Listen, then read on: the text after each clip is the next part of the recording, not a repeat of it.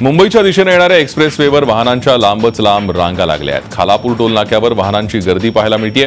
शनिवार रविवारचा weekend enjoy करून मुंबई बाहेर गेलेले मुंबईकर परतीच्या प्रवासाला लागलेत। महाबळेश्वर, लोणावळा, खोपोली या आणि इतर ठिकाणाहून मुंबई, ठाणे, नवी मुंबईतले नागरिक परतू लागलेत। त्यामुळे मुंबईकडे येणाऱ्या मार्गावर वाहनांची संख्या जास्त आहे। परिणामी इथे वाहतूक कोंडी झालेली दिसतेय।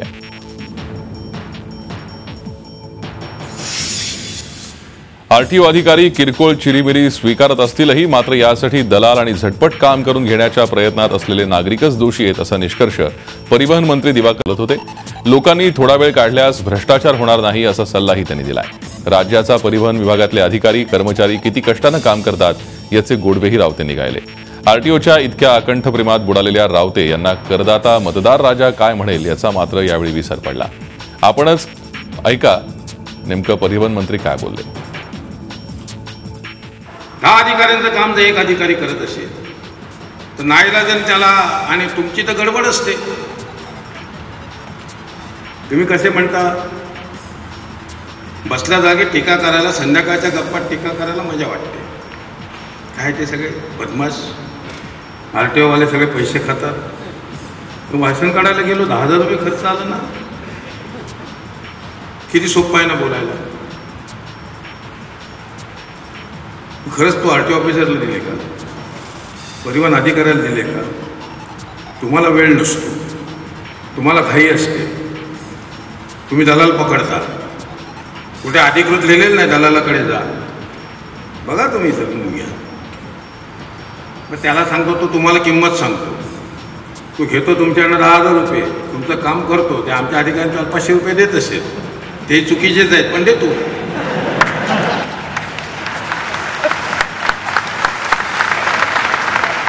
नंतर वाजवा।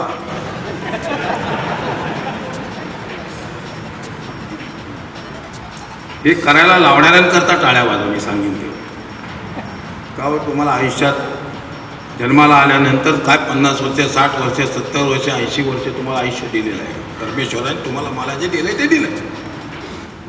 आपल्या आयुष्यातला फक्त एकच दिवस, एकच, ते काही तास माझ्या लायसन करता, आयुष्यावर मिळणाऱ्या लायसन करता खालवायचे आहेत, तेही तुमच्याकडे नाहीत, तेही तुमच्याकडे नाहीत। आणि मग तुम्हाला ते तास द्यायचे नाहीत म्हणून तुम्ही दलालाला पकडता, तुम्ही त्यांना पैसे देता। आणि आमचा एक अधिकारी दबलेला 10 माणसाचं काम करतो एकटा बिचारा, त्याच्याकडे 500 अर्ज आलेत, तुम्हाला घाई असल्या संध्याकाळपर्यंत मिळालंच पाहिजे।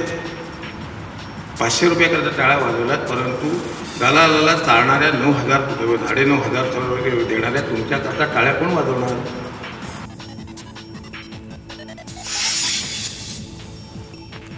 सत्तेत असूनही विरोधकांच्या भूमिकेत असणाऱ्या आणि वेळोवेळी भूमिका बदलण्याचा आरोप होत असलेल्या शिवसेनेवर काँग्रेस आमदार नितेश राणे यांनी पुन्हा एकदा प्रहार केलाय। शिवसेना पक्षप्रमुख उद्धव ठाकरे यांची तुलना नितेश यांनी गजनी सिनेमातील आमिर खानच्या व्यक्तिरेखेशी केली आहे। उद्धव हे महाराष्ट्राचे गजनी अशा मथळ्याखालील स्केच नितेश राणे यांनी ट्विटरवर पोस्ट केलाय। गजनी सिनेमात आमिरला स्मृतिभ्रंशाचा आजार असतो, त्यावर उपाय म्हणून तो आपल्या आयुष्यातल्या महत्त्वाच्या गोष्टी आपल्या शरीरावर गोंधवून घेत असतो। उद्धव यांची ही अवस्था गजनीतल्या आमिरप्रमाणे झाल्याचा उपरोधिक टोला या स्केचमधून नितेश यांनी लगावलाय। भाजप मित्रपक्ष, जीएसटी विरोध, कर्जमाफी विरोध, राष्ट्रपतीपद, एनडीए उमेदवाराला विरोध, मी सत्तेत आहे, समृद्धीला विरोध अशा उद्धव यांच्या घोषणांचा स्केचवर उल्लेख करण्यात आलाय। नितेश यांचं हे ट्विट सोशल मीडियावरती व्हायरल होत आहे। शेतकरी कर्जमाफी संदर्भात आणखी एक नवा निकष समोर आलाय। 100% शेतीवर उपजीविका असणाऱ्यांनाच कर्जमाफी देणार असल्याचं मुख्यमंत्री देवेंद्र फडणवीस यांनी म्हटलंय। मी मुख्यमंत्री बोलतो या कार्यक्रमात मुख्यमंत्र्यांनी हे विधान केलंय। ज्यांची उलाढाल 10 लाख रुपयांवर आहे त्यांना या कर्जमाफीमधून वगळण्यात आल्याचं त्यांनी स्पष्ट केलंय। त्यांचा काहीतरी जोड व्यवसाय आहे त्यामुळे त्यांना वगळल्याचं त्यांनी सांगितलंय। त्यामुळे केवळ 100% शेतीवर उपजीविका असणाऱ्यांनाच कर्जमाफीचा लाभ देण्याचा निर्णय मुख्यमंत्र्यांनी घेतल्याचं सांगितलंय। गेल्या 48 तासापूर्वी गोंदिया जिल्ह्यातील मोरगाव अर्जुनी तालुक्यात झालेल्या अतिवृष्टीमुळे येथील अनेक गावांना चांगलंच झोडपलं होतं।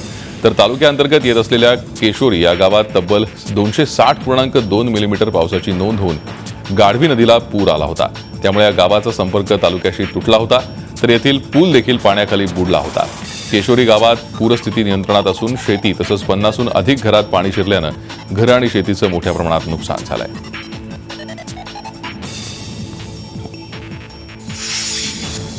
लोणावळा शहरात पावसाचा जोर कायम असून मागील 24 तासात 125 मिलीमीटरपेक्षा अधिक पाऊस नोंदवण्यात आला आहे. तर दुसरीकडे पावसाचं प्रमाण जास्त असतानाही पावसाळी पर्यटनासाठी येणाऱ्या पर्यटकांच्या संख्येत मोठी वाढ झाली असून भुशी धरणावर पर्यटकांनी मोठी गर्दी केली आहे.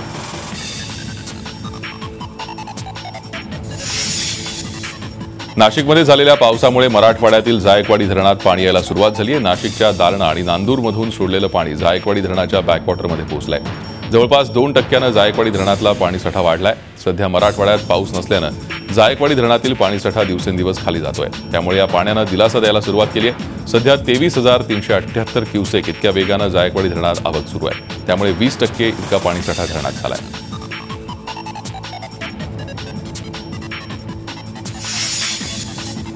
नाशिक जिल्ह्यात पावसानं 3 दिवसापासून जोरदार हजेरी लावली आहे. जिल्ह्यातील धरणात पाण्याची विक्रमी वाढ होत असल्यानं गंगापूर धरणातून आज सकाळी 2,000 क्युसेक पाण्याचा विसर्ग करण्यात आला. रामकुंडासह गोदा काठावरील सर्व गावांना सतर्कतेचा इशारा देण्यात आला असून पात्रात पोहणं, मासेमारी करणं किंवा काठावर व्यावसायिक काम करणाऱ्यांना काळजी घेण्याचं आवाहन करण्यात आलंय. हे पाणी उद्या सकाळपर्यंत जायकवाडीत पोहोचण्याची शक्यता असून मराठवाड्याचा प्रश्न वरुण राजाच्या कृपेनं लवकर सुटण्यास मदत होणार आहे. विदर्भातील बहुचर्चित वर्धा नांदेड रेल्वे मार्गासाठी जमीन अधिग्रहणाचं काम डिसेंबर 2017 पर्यंत पूर्ण केलं जाणार आहे. तर यापैकी वर्धा यवतमाळ मार्ग 2019 पर्यंत पूर्ण केला जाणार असल्याचं पंतप्रधानांनी घेतलेल्या आढावा बैठकीत राज्यानं स्पष्ट केलं आहे. प्रगती कार्यक्रमाअंतर्गत पंतप्रधानांनी राज्यातील रखडलेल्या वर्धा नांदेड रेल्वे प्रकल्पाचा आढावा घेतला. यामध्ये 2021 पर्यंत वर्धा नांदेड रेल्वे मार्गाचं काम पूर्ण होणार असल्याचंही स्पष्ट करण्यात आलं. एमएमआरडीएच्या क्षेत्रात पोलिसांसाठी 5% घरं राखीव ठेवण्यात येणार आहेत. एमएमआरडीएच्या बैठकीत मुख्यमंत्र्यांनी हा निर्णय घेतलाय. मुंबई महानगर प्रदेश विकास प्राधिकरणाच्या वतीनं भाडेतत्वावरील घरं योजनेअंतर्गत तयार होणाऱ्या महानगर क्षेत्रातील सदनिकांमधील 5% सदनिका या पोलिसांसाठी तसंच 5% सदनिका वर्ग 3 आणि वर्ग 4च्या प्राधिकरणाच्या तसंच शासकीय कर्मचाऱ्यांसाठी मालकी तत्वावर देण्यासाठी राखीव ठेवण्याचा निर्णय मुख्यमंत्री देवेंद्र फडणवीस यांच्या अध्यक्षतेखाली झालेल्या प्राधिकरणाच्या संचालक मंडळाच्या बैठकीत घेण्यात आला.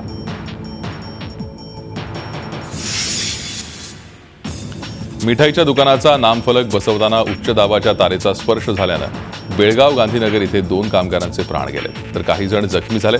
जखमींपैकी 4 प्रकृती चिंताजनक आहे.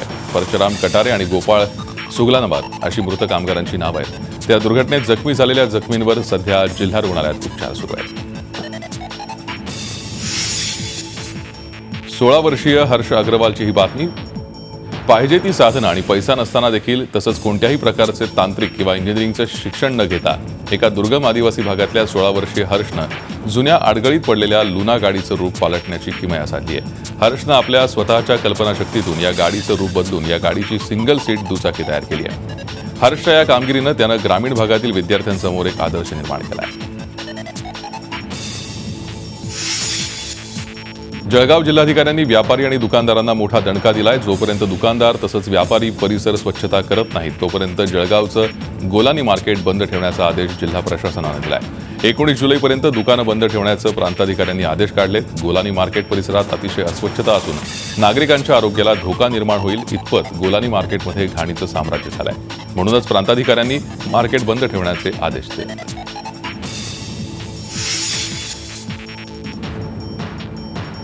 महावितरणच्या भोंगळ कारभाराचा फटका तिकोणापेठ गावातील दिनकर मारुती सुतार या शेतकऱ्याला बसलाय. दिनकर मारुती सुतार यांचे पुतणे भात लावणीच्या कामाला नांगर घेऊन जात असताना अचानक रस्त्याच्या बाजूला असलेल्या विजेच्या खांबावरील विजेची तार त्यांच्या नांगरावर पडली.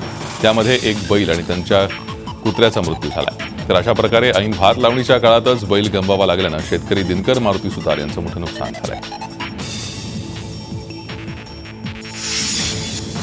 शिवसेना म्हणजे दुतोंडी गांडूळ असून त्यांची भूमिका तशीच आहे अशा शब्दात काँग्रेसचे प्रदेशाध्यक्ष अशोक चव्हाण यांनी शिवसेनेवर जाहीर टीका केली आहे. शासनाच्या प्रत्येक निर्णयात सेना सहभागी असते. बाहेर येऊन मात्र ढोल वाजवतात. बँकांपेक्षा मंत्रालयासमोर जाऊन ढोल वाजवा असा सल्ला देखील त्यांनी दिलाय. नांदेडमध्ये आयोजित काँग्रेस कार्यकर्ता मेळाव्यात ते बोलत होते. कर्जमाफी, समृद्धी महामार्ग तसंच इतर विषयांवरील सेनेच्या भूमिकेवर त्यांनी टीका केली.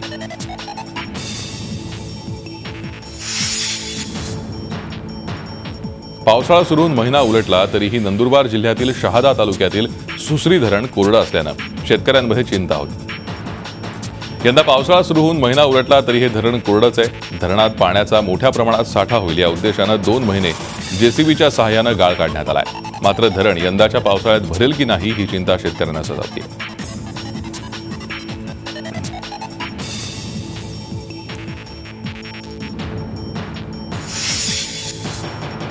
शासकीय आश्रमशाळेतील विद्यार्थ्यांना साहित्य खरेदीसाठी थेट बँक खात्यात रक्कम देण्याचा निर्णय आदिवासी विकास विभागानं घेतला असला तरी अद्यापही सर्व विद्यार्थ्यांचं बँक खातं उघडलं गेलं नसल्यानं यंदा महिन्याभरापासून अनुदान येऊनही ते विद्यार्थ्यांच्या खात्यात जमा होऊ शकलं नाही. त्यामुळे आश्रमशाळेतील विद्यार्थ्यांचे हाल होत असून आदिवासी विकास विभागाचा भोंगळ कारभार पुन्हा चव्हाट्यावर आलाय.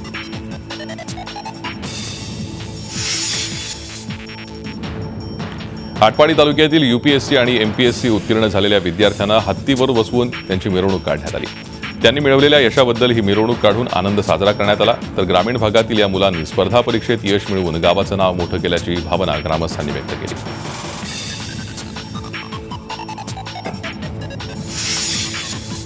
भिवंडी शहरातील कामतघरमध्ये उघड्या नाल्यात पडून एका युवकाचा मृत्यू झालाय. बाईकवरून जाताना अंधारात नाल्याचा अंदाज न आल्यानं हा युवक नाल्यात वाहून गेला. हॅप्पी सुरेश कनोजिया असं या तरुणाचं नाव आहे. शोध मोहिमेनंतर या युवकाचा मृतदेह सापडला. या दुर्घटनेमुळे भिवंडी निजामपूर महानगरपालिकेचा ढिसाळ कारभार उघडकीस आलाय. 20 मीटरला हात देखील न लावता केवळ रिमोट कंट्रोलच्या सहाय्यानं रिडिंग बंद करून अत्याधुनिक पद्धतीनं वीज चोरीचा प्रकार औरंगाबादमध्ये उघडकीस आलाय. या प्रकरणी मुख्य आरोपींसह 6 जणांना अटक करण्यात आली आहे. औरंगाबाद पोलिसांनी पकडलेल्या या आरोपीनं शहरात वीज चोरी करण्याचा सपाटा लावला. वीज चोरी करण्यासाठी त्यानं सर्किटचा शोध लावला. तपासात शहरातील एक टोळी हे काम करून देत असल्याचं उघड झालं. त्यानुसार हर्सुल येथील किशोर रमेश राईकवार याला त्याच्या कारखान्यातील साहित्यासह ताब्यात घेण्यात आलं. जुन्या मीटरसाठी आणि नवीन मीटरसाठी वेगवेगळं तंत्रज्ञान वापरल्याची माहिती त्यानं दिली. या माध्यमातून कोट्यवधीची वीज चोरी केल्याची प्राथमिक माहिती आहे. महाराष्ट्रभर आरोग्य मेळावा भरवणाऱ्या वैद्यकीय शिक्षण मंत्री गिरीश महाजन यांच्या तालुक्याकडेच त्यांचं दुर्लक्ष झाल्याचं म्हणावं लागेल. कारण इथल्या रुग्णालयात डॉक्टरच येत नसल्यानं परिसरातील ग्रामस्थांना मिळणारी रुग्णसेवा कोलमडून पडली आहे. जामनेर तालुक्यातील हे पहूर ग्रामीण रुग्णालय. या रुग्णालयात गेल्या काही दिवसांमध्ये अनेक वैद्यकीय सुविधा देऊन सुधारणा करण्यात आल्या. साहजिकच यामुळे ग्रामस्थांच्या अपेक्षा वाढल्या. मात्र आजही इथलं चित्र वेगळंच आहे. इथे येणाऱ्या रुग्णावर उपचार करायला डॉक्टरच नाहीत. त्यामुळे इलाजाशिवाय रुग्णाला माघारी परतावं लागतं. आदिवासी मुलांचं प्राथमिक शिक्षण आता आश्रमशाळेऐवजी आपल्या गावी घराजवळ होणार आहे. 10 वर्षांपर्यंतच्या मुलांनी पालकांबरोबर राहणं आवश्यक असल्यानं आदिवासी विभागातील प्राथमिक शिक्षण बंद करण्याविषयी आदिवासी विकास विभागानं कार्यवाही सुरू केली असल्याची माहिती शासनानं उच्च न्यायालयात दिली आहे. 3 किलोमीटरच्या आत इयत्ता 1ली ते 4थी पर्यंतच्या शाळा उपलब्ध आहेत. त्यामुळे दुर्गम आदिवासी भागातील 1ली ते 4थी पर्यंतचे वर्ग बंद करण्यात येणार आहेत. उच्च न्यायालयानं आश्रमशाळांमध्ये निवासी आणि मूलभूत सुविधा पुरवण्याचे निर्देश दिलेत. असं असताना शासनानं उच्च न्यायालयात झालेल्या सुनावणीवेळी वेगळीच भूमिका मांडली आहे. राष्ट्रीय हरित लवादाच्या निर्देशानंच महापालिका क्षेत्रात पालन न झाल्यानं गेल्या 2-2.5 वर्षांपासून नाशिकमधल्या बांधकाम क्षेत्राचं अर्थगणित बिघडलंय. बांधकामांना आवश्यक असणाऱ्या पूर्णत्वाच्या दाखल्यासह विविध बांधकाम परवानगी मिळत नसल्यानं बांधकाम क्षेत्र अडचणीत आलंय. परवडणारी घरं म्हणून ओळखल्या जाणाऱ्या म्हाडाच्या घरांनाही हवा तसा प्रतिसाद मिळत नाहीये. नाशिक शहरातील म्हाडाच्या घराच्या किमती खासगी विकासकाच्या किमतीपेक्षा जास्त असल्यानं ग्राहकांनी म्हाडाच्या घराकडे पाठ फिरवली आहे. एकट्या नाशिकमध्ये जवळपास 3000 सदनिका ग्राहकांच्या घराचं स्वप्न पूर्ण होणार आहे. ठाण्यात जळीत कांड घडलंय. ठाण्यातल्या गणेशवाडी इथे अज्ञात व्यक्तींनी गाड्या पेटवल्या. यात एक महिला रिक्षा आणि 6 बाईकचा समावेश आहे. सर्व्हिस रोडवर या गाड्या उभ्या होत्या. त्यावेळी रात्रीच्या सुमारास अज्ञात व्यक्तींनी त्या गाड्या पेटवल्यात. या घटनेबाबत नौपाडा पोलीस ठाण्यामध्ये गुन्हा दाखल करण्यात आलाय. पोलीस अधिक तपास करत आहेत.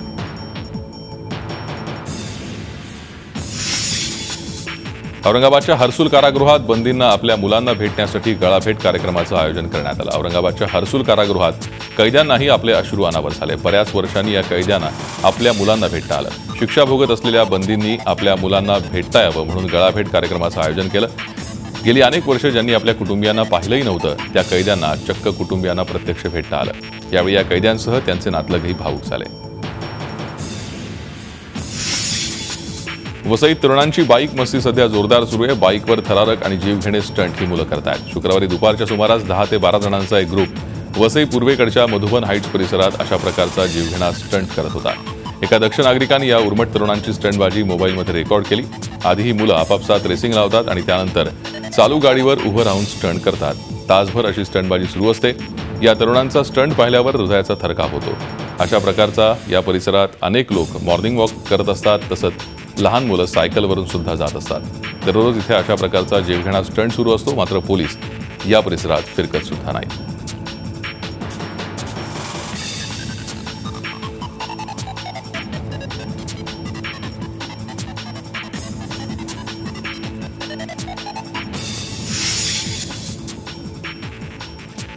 जामा मशीदच्या शाही इमाम बुखारी यांनी पाकिस्तानचे पंतप्रधान नवाज शरीफ यांना पत्र लिहिलंय. काश्मीर खोऱ्यात शांतता प्रस्थापित व्हावी यासाठी त्यांनी पाकिस्तानचे पंतप्रधान नवाज शरीफ यांना पत्र लिहिलंय. या कथित पत्रावर भाजपनं इमाम बुखारी यांच्यावर टीका केली आहे. पोलीस अधिकारी आयुब पंडित यांची निर्घृण हत्या केली तेव्हा का नाही बोलले असा प्रश्न भाजपनं विचारलाय. इमाम बुखारी यांनी पाकिस्तानचे पंतप्रधान नवाज शरीफ यांना पत्र लिहून काश्मीरमध्ये हस्तक्षेप करण्याचं आवाहन केलं. यावर शिवसेनेनं इमामांवर टीका करत देशद्रोहाचा गुन्हा दाखल करून जेलमध्ये टाकण्याची मागणी केली आहे. तसंच काश्मीरमध्ये परिस्थिती चिघळत असतानाही भाजप पीडीपी सोबत सत्तेत का असा सवालही उपस्थित केला आहे. या देशाच्या राजधानीमध्ये बसलेला जामा मशिदीचा इमाम बुखारी काश्मीरमध्ये हस्तक्षेप करण्याबाबत पाकिस्तानच्या पंतप्रधानाला पत्र लिहित असेल तर हा देशासाठी सुरक्षेचा असा गंभीर मामला आहे. देशाच्या प्रधानमंत्र्यांनी, राष्ट्रपतींनी, गृहमंत्र्यांनी ताबडतोब जामा मशिदीच्या इमामाला देशद्रोहाच्या आरोपाखाली अटक करून तुरुंगात टाकायला पाहिजे आणि त्याच्या कार्यालयाला टाळं लावलं पाहिजे. जम्मू काश्मीरच्या रामबन इथे अमरनाथ यात्रेसाठी जाणाऱ्या भाविकांची बस दरीत कोसळली. या दुर्घटनेत 16 भाविकांचा मृत्यू झालाय तर 35 भाविक जखमी झालेत. जम्मू श्रीनगर महामार्गावर ही घटना घडली आहे. जम्मूहून पहलगामला जात असताना ही दुर्घटना घडली आहे. दुर्घटनेनंतर घटनास्थळी मदत आणि बचाव कार्य सुरू करण्यात आलंय.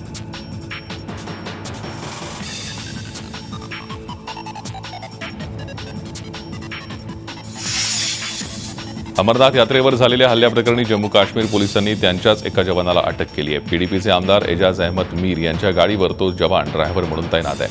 अमरनाथ यात्रेवरील हल्ल्याप्रकरणी या ड्रायव्हरची कसून चौकशी केली जाते. पुलवामामध्ये तौसिफ अहमद या ड्रायव्हरचं नाव असून तो पुलवामामध्ये राहणार आहे. या ड्रायव्हर दहशतवाद्याच्या प्रकरणाशी संबंधित असल्यानं त्याला ताब्यात घेण्यात आल्याचं पोलिसांनी सांगितलंय.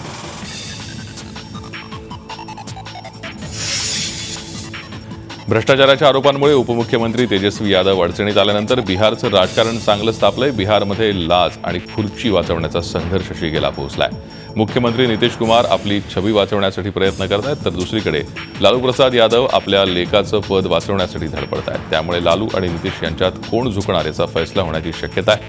मुख्यमंत्री नितीश कुमार यांनी आमदारांची महत्त्वाची बैठक बोलावली आहे. या बैठकीत भ्रष्टाचाराच्या आरोपांनी घेरलेल्या उपमुख्यमंत्री तेजस्वी यादव यांच्याबाबत नितीश कुमार मोठा निर्णय घेण्याची शक्यता आहे. तेजस्वी राजीनामा देणार नाही अशी भूमिका लालू यादव यांनी घेतली आहे. यानंतर नितीश आणि लालू यांच्यातील संवादही बंद झाल्याचं बोललं जात आहे. तेजस्वी यादव यांनी राजीनामा द्यावा यासाठी काँग्रेसनं लालूंची मनधरणी करावी असं आवाहन नितीश कुमार यांनी काँग्रेसला केलंय.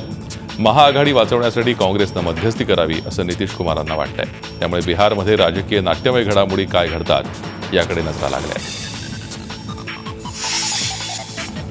धोतर घातला असल्यानं एका व्यक्तीला कोलकात्यामधील क्वेस्ट मॉलमध्ये प्रवेश नाकारण्यात आला. धोतर आणि कुर्ता असा पारंपरिक वेश परिधान करून ही व्यक्ती या मॉलमध्ये जाणार होती. यावेळी त्या व्यक्तीला मॉलमध्ये प्रवेश करण्यापासून सुरक्षा रक्षकानं थांबवलं. प्रवेश नाकारण्यात आलेल्या व्यक्तीसोबत अभिनेत्री डेब्लिना सेन देखील होती. माझ्या मित्रानं व्यवस्थित कपडे घातले होते, यावर आक्षेप घेण्यासारखं काही नव्हतं असं डेब्लिना म्हटलंय. डेब्लिना यांनी फेसबुकवरून या घटनेची माहिती दिली आहे. विशेष म्हणजे धोतर किंवा लुंगी घातली असल्यास हा मॉल प्रवेश करू देत नाही असंही डेब्लिना यांनी आपल्या फेसबुक पोस्टवर नमूद केलंय. मात्र मॉल प्रशासनानं याबाबतचं वृत्त फेटाळलंय. विम्बल्डनमध्ये रॉजर फेडरर विरुद्ध मारियन चिलिचमधील लढत टेनिस चाहत्यांसाठी सुपर संडेचा सुपर मुकाबला ठरणार आहे. विक्रमी 8वं विम्बल्डन जिंकण्याच्या उद्देशानं फेडरर टेनिस कोर्टवर उतरणार आहे. तर या विम्बल्डनमध्ये सरप्राईज पॅकेज ठरलेला मारियन चिलिच फेडेक्सची घोडदौड रोखण्याचा प्रयत्न करेल.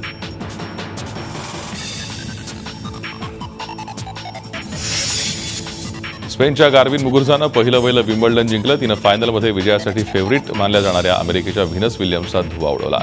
मुगुरुझानं व्हिनसवर 7-5, 6-0नं मात केली. पहिला सेट अतिशय चुरशीचा झाला. ट्रायब्रेकरमध्ये गेलेला या सेटमध्ये मुगुरुझानं बाजी मारत व्हिनसला बॅकफुटवर ढकललं. दुसऱ्या सेटमध्ये मुगुरुझाच्या धडाक्यासमोर व्हिनसचं काहीच चाललं नाही.